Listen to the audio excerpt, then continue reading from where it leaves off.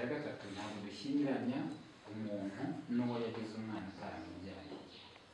Kugira umwana ataramubyaye muri icyo gihe urabyumva, hari ababyumva hari n'abatarabyumva. Kugira umwana uwawe ariko utaramubyaye ese ukaba ufite umwana wabo nanjye kuvuga ngo watoraguye nawe nta muntu utoraguye wadopse cyangwa wabonye wafashe umuryango wafashije akaba uwawe ukamushyira mu bawe ukamurera akaba umwana wawe, amategeko akabitwemera akaba umwana wawe. Icyo gihe kirazira kumushyingirana n'abawe. Nari mubizi ibyo bintu kirazira kumushyingiranya n'abawe cyangwa nawe ubwawe.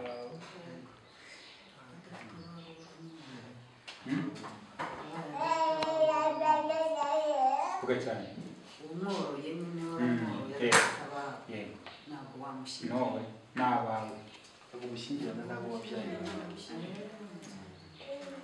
Ndavuga abana. Iki tegeko rikumira nawe kimwe kiramukumira. Karangagiza gushaka n'abandi. Wowe mu muryango. Cyane kirazira gatatu. Kirazira kane. Ntabwo dushyingira umuntu ku nshuro ya kabiri iya mbere itaravaho. Murabyumva nabyo? Igihe niba utagishobora kubana n'umugabo mugatandukana, ntabwo mutandukana muto. Icyo gihe nibwo wongera gushyingirwa. Nibyo byumvikana? Ni kirazira kane. Kirazira gatanu. Ntabwo dushyingiranye umugabo n'umugabo cyangwa umugore n'umugore. Ubushyingiro bwemewe mu gihugu ni ubukozwe hagati y'umugore n'umugabo. Umugabo n'umugabo kirazira, umugore n'umugore kirazira. Iyo umugabo baryamana bahuje ibitsina murabyumva? Icyo cyorezo kiri ku isi muragenda mucyumva hirya no hino. Amategeko yacu aragikumira rero ntibyemewe.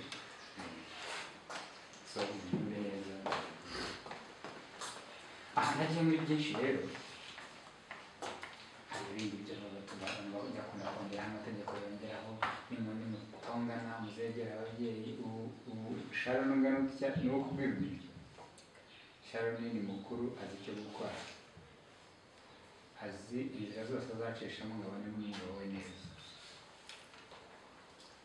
Na James nuko James umuntu wabaye umugabo aba yabaye umugabo. Ese ibyo wihanganira ibirenzaho ibyo kurinda, ibyo biba amatwi, ibyo biba amaso, ibyo akajagari uvamo.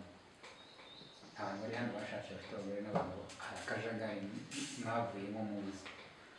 Mu akajagari bakumva wenda imico mibi yindi, no mu bitekerezo havuzamo akajagari ukumva urashaka kagashira rwose.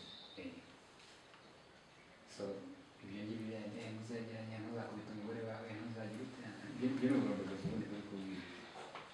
Gusa hari n'ibindi byiza cyane kandi bifasha. Hari umuntu ufite Bibiliya hano? Hari ubifite hano? Urayifite? Urayifite? Ikoreye mu bwira. Sura mu giti ukajya na pasiteri. Nabwo byakunda neza. Aha.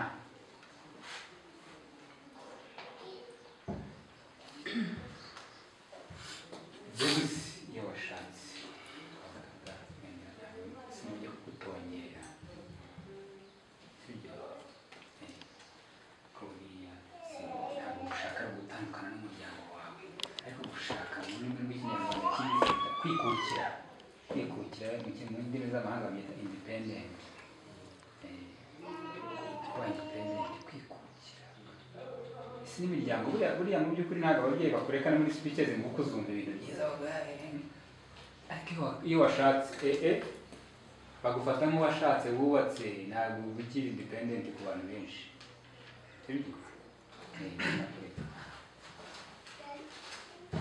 soma muri Mariko Mariko ibice 10:6 wonyine kandi ngeze kwa 9 wahageze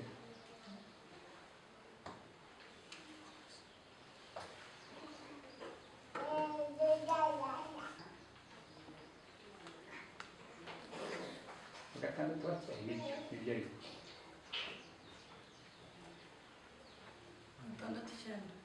Mariko 10:6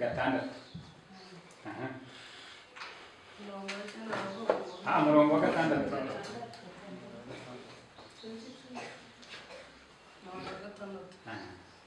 ariko uhereye mu itangiriro yo kurema Imana yaremye abantu umugabo n'umugore icyo gituma umuntu azasiga se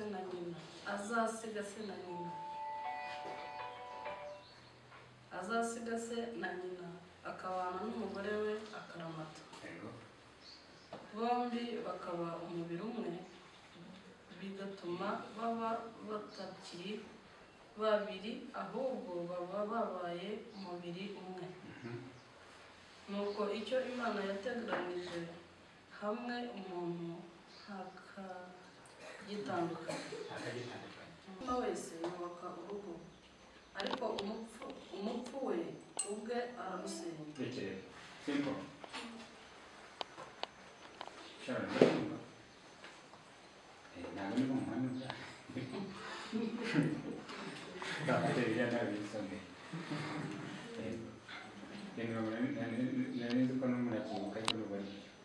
aha ubuse twarekeraga abarahiza hari ikindi